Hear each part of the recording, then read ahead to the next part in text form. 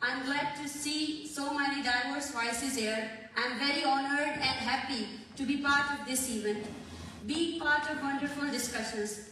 But from where I belong, democracy, freedom of expressions, even though human rights are fantasized words, because that we discussed in political discussions. Because in Balochistan, the basic right to live is snatched by the security forces of our own state that used to abduct people and detain them for decades without any legal proceedings.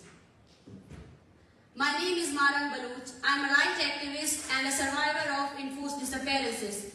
I lead a peaceful movement mostly comprised of young women against enforced disappearances in Pakistan, Balochistan.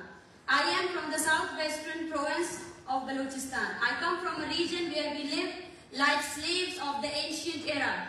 Even in the 21st century, our painful stories might seem like the plots of novels based on World War I, II, and Holocaust. You might find these stories hard to believe, but I assure you, the Baloch community endures an unimaginable harsh existence.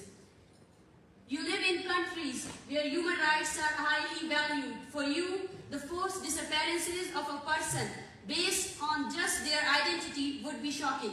Yet in Balochistan, thousands of people have been forcibly disappeared, and this continues daily.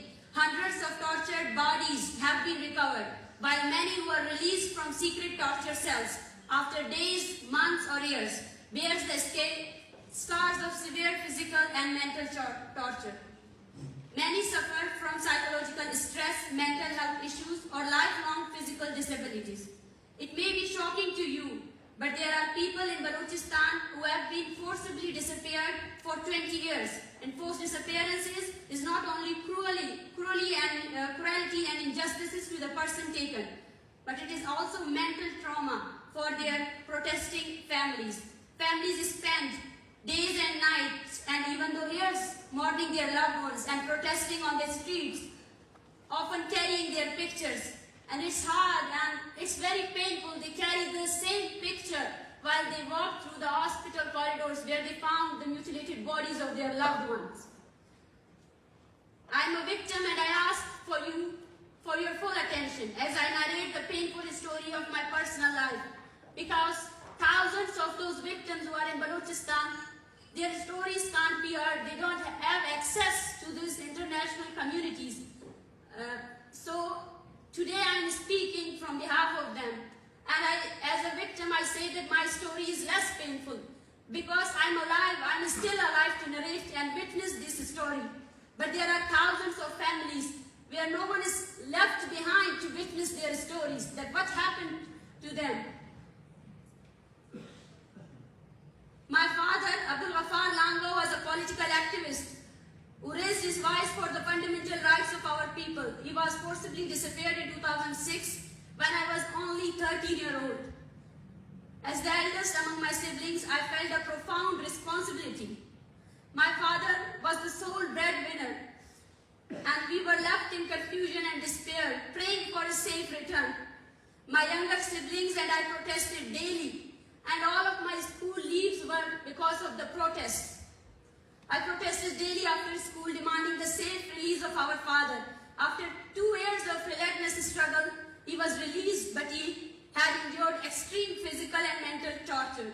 He was once again abducted in 2009, and in 2011, we found his bullet-riddled, mutilated body from a far-flung area of Balochistan.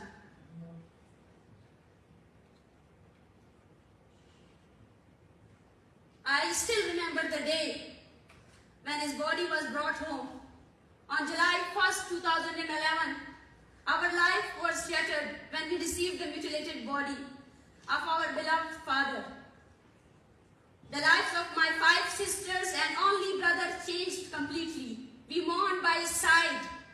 And from that day, our lives have been filled with fear and sorrow. This cruelty and abuse did not end there.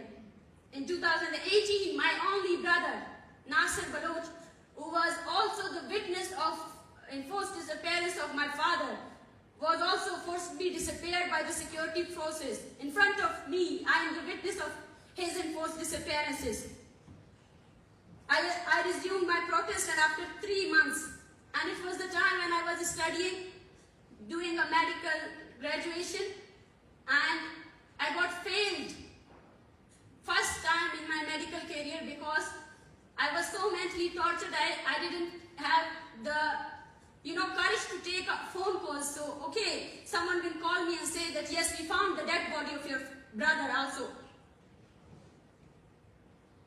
I resumed my protest, but yes, it's a relief that after 3 months of relentless effort, he was released. I resolved that I would not remain silent. That was the time when everything changed in my life.